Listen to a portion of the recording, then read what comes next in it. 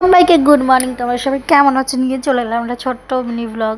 ভাবলাম যে সকাল থেকে কী করছি শেয়ার করি আজকে।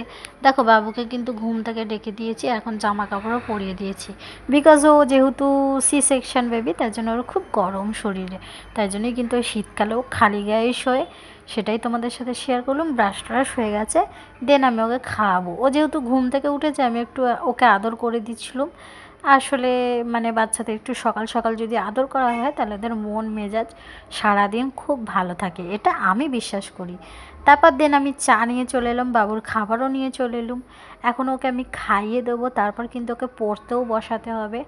আর সারাদিন মেন আর কি কী কী করবো সেটা তোমাদের সাথে সবটাই শেয়ার শেয়ার করার চেষ্টা করব। আজকে একটু কাজ রয়েছে, আজকে ভাবছি কিছু ট্রেন্ডিং রিলস চলছে আর কি, তো সেগুলোই করব। সেই মতন কিন্তু সারাদিন আর কি করেছি দেখায়নি। দেন আমি তারপর যখন রিলসটা করতে যাই, তখন ভাবলাম তোমাদের সাথে শেয়ার করি। একটা রিলসের জন্য যে কতটা কষ্ট করতে হয়, কতটা স্যাক্রিফাইস করতে হয়, যাই হোক। রিলসগুলো কিন্তু ইনস্টাগ্রাম আইডি দিয়ে দিলাম, চাইলে দেখে নিও গিয়ে। অলরেডি পোস্ট হয়ে গেছে কিন্তু রিলসগুলো। আর একটা রিলসে কিন্তু সিক্সড আউটফিট ছিল, সেটাই কিন্তু বারবার চেঞ্জ করে করার চেষ্টা করছিলাম। তোমরা এটা 15 সেকেন্ডে দেখছো, আর আমি করছি হচ্ছে 3 ঘন্টা। হ্যাঁ, তোমরা ঠিকই ধরেছো, 3 ঘন্টা ধরে একটা রিলস শ্যুট করেছি।